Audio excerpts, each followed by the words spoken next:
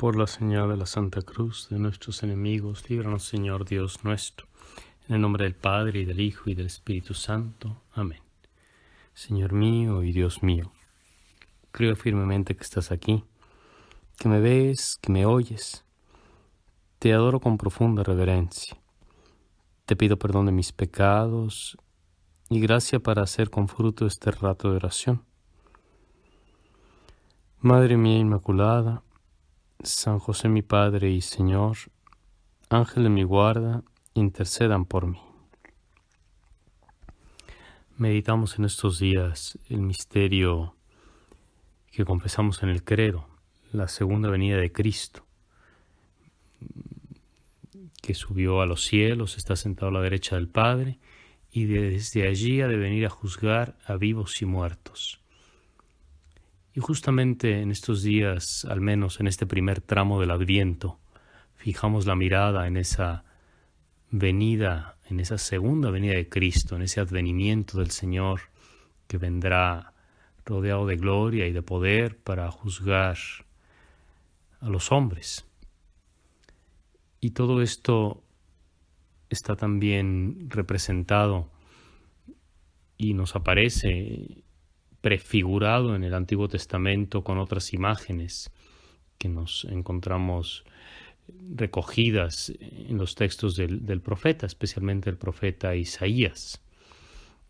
De alguna manera esas palabras del profeta, cuando se anuncia un futuro esplendoroso, cuando el Santo de Israel, el Señor mismo, vendrá a su pueblo y lo librará de las tinieblas, de la oscuridad, que defenderá en el tribunal al inocente frente al abusivo.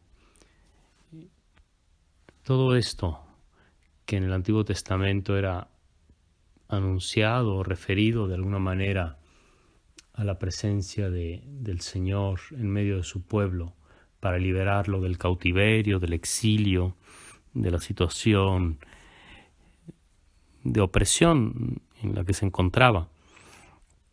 De una manera sublime se refiere directamente y más realmente a la perfecta liberación de la esclavitud del pecado, al triunfo de Jesús sobre el demonio, cuando venga por segunda vez, ya no en la humildad de la carne, ya no de manera humillada, ya no de manera escondida o de manera débil, sino glorioso.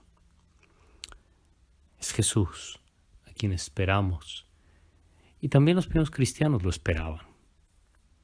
También los primeros cristianos que de alguna manera o directamente lo habían visto, habían convivido con Jesús, o conocían a alguien que directamente lo había visto, lo había tocado, lo había escuchado. Vibraba en ellos el anhelo de la segunda venida de Cristo, de su retorno. Y ya desde el principio hubo actitudes poco peculiares de algunos discípulos, probablemente no bien informados o que se habían dejado un poco, alebrestar, digámoslo así, ¿no? por teorías exóticas. Algo de eso encontramos cuando el apóstol Pablo les advierte a algunos pocos que andan diciendo que como Jesús ya va a venir y se va a acabar el mundo, va a tener lugar el juicio final, que ya no hay que trabajar, ¿ya para qué? Y San Pablo les advierte que no, que hay que trabajar y que hay que continuar la vida ordinaria y cotidiana, y que el que no quiera trabajar, que no coma, pero que ellos, los cristianos, los verdaderos discípulos de Cristo, que ganen su pan con sosiego.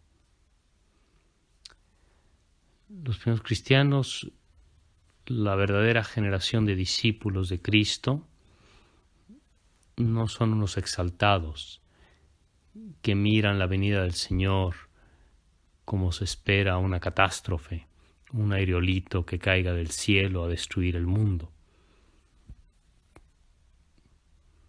sino que miramos las cosas de otra manera. esperamos la venida del Señor, pero no como quien entra en pánico, sino como quien confía en que a la larga, al final, se hará justicia y que a cada uno se le pedirán cuentas del bien que hizo, del bien que dejó de hacer, del mal que hizo, del mal que no reparó. Y este conocimiento, esta verdad que está en el centro de nuestra fe, es lo que animaba a los cristianos a trabajar cotidianamente en las labores más normales, en la plaza, en los mercados, los negocios ordinarios de la vida, sacar adelante la familia. Porque sabían que el Señor les iba a pedir cuentas, como nos la va a pedir también a nosotros, ¿no? De lo que sí podían hacer, de lo que tenían entre manos. Hay un momento en la Suma Teológica cuando Santo Tomás de Aquino medita sobre Jesús como juez, que si Jesús va a ser juez, y parece que no, dice, porque en algún momento cuando se acercó uno y le dijo, Señor, dile a mi hermano que comparta mi herencia, la herencia que hemos recibido, que la comparta conmigo, y que Jesús se negó a dirimir ese asunto diciendo que él no era juez de este tipo de cosas. Pero enseguida Santo Tomás de Aquino hace notar que el mismo Señor habló de su reinado. Mi reino no es de este mundo. Porque ciertamente lo que Jesús mira es el corazón del hombre, nuestra alma, nuestras intenciones, cómo hacemos las cosas. El interior, la pureza de intención, la manera en la cual realizamos nuestros trabajos, cómo utilizamos las cosas de este mundo. Si vivimos para las cosas de este mundo o si nos servimos de las cosas de este mundo para acercar las almas a Dios, para acercarnos nosotros mismos a Dios. Quizá pueda ilustrar esto un episodio que se narra en las florecillas de San Francisco de Asís. Se narra allí un episodio acerca de Fray Junípero.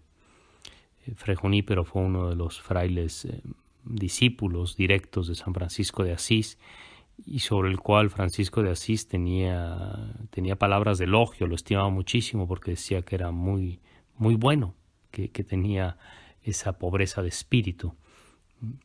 Y se cuenta que una vez Fray Junípero escuchó que uno de los otros frailes estaba muy enfermo y lo fue a visitar para tenerle esa obra de caridad, y que este fraile, estando allí, pues le dijo, ¿no?, que si por favor le podía conseguir de comida una pata de cerdo, ¿no?, para comer, pues que quería comer puerco, ¿no? Decía, pues estaba desanimado, estaba enfermito, pero ya se ve que tenía buen apetito este otro fraile. Y Fray Junípero salió corriendo, salió al campo y tal, y vio un puerco y le cortó la pata. Le cortó la pata al puerco y la cocinó y se la dio de comer al otro que estaba mal. Y el otro se alegró y se puso contento y se sintió mejor y le agradeció muchísimo esa obra de caridad. Como es lógico, el dueño del puerco se enojó. El dueño del puerco montó en cólera y cuando se enteró de que le habían cortado la pata a su puerco, pues fue a reclamarle a Fray Junípero y dice la narración que cuando pues Fray Junípero le explicó lo que había hecho, le dijo, eche una obra de caridad porque este hombre, este hermano mío quería esta cosa y el otro era nada más un puerco, entonces le corté la pata y se la cociné. Y que el otro se enojaba más y Fray Junípero pensaba que es que no estaba entendiendo, dice, pero es que hice una obra de caridad. El dueño del puerco se enojó todavía más y fue a hablar con Francisco de Asís. Y San Francisco de Asís primero no entendía y luego trató de averiguar qué había pasado. Y cuando fue con Fray Junípero y Junípero le explicó, dice, hice una obra de caridad porque las criaturas están al servicio del hombre. Y este hermano mío tenía una necesidad y yo lo ayudé. Y Fray San Francisco de Asís decía, pero Fray Junípero, no era puerco tuyo y el dueño del puerco tiene razón en enojarse, ¿no? Y ahí va San Francisco a tratar de aplacar la ira del dueño, ¿no? Y diciéndole que le iban a reparar completamente. Pero más se enojaba el dueño del puerco, más Fray Junípero le llevó a ver al hermano y le dijo, mira, esta es una criatura de Dios, este es un hombre y el otro es solamente un puerco. Y lo lógico es que hagamos cosas buenas para los hombres y no estemos como tan apegados a las cosas, a los puercos, que son solo animales. Y así le daba miles de razones para hacerle entender que las criaturas, que la creación debe estar al servicio de la caridad. Aquel dueño del puerco, al comprobar la inocencia, la candidez, la rectitud de intención con la que había actuado Fray Junípero, que realmente no lo había hecho por maldad, sino que estaba convencido de que había hecho una obra buena, se le reblandeció el corazón. Y bueno, la historia termina bien porque el dueño del puerco terminó matando al resto del puerco y dándole de comer a los demás, y organizaron una pequeña fiesta. Es llamativo el episodio, y el mismo Francisco de Asís se quedó sorprendido de la candidez, de la transparencia del alma de Fray Junípero, que había visto con toda nitidez que unas criaturas, que la creación, que están al servicio del hombre y que debemos servirnos de las cosas para hacer el bien, para tener caridad, y que no es posible que nos enojemos los unos con los otros a propósito de las cosas, que le demos más valor a una cosa que a una persona. Y quizá esto nos puede ayudar. Cuando algo se rompe, cuando algo se estropea, cuando alguien echa a perder algo, cuando sin querer, por distracción, por atolondramiento, se ensucia, se rompe, se tira.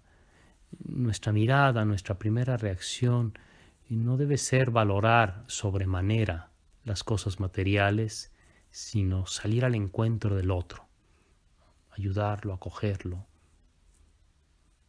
transmitirle nuestra paz interior, nuestra alegría, que crezca en virtudes, a enseñarlo también a él a servirse de las cosas materiales y que por eso las debe cuidar para que sirvan para los demás, para que todo esté al servicio del prójimo, que las cosas estén al servicio de todos los demás, de los unos para con los otros.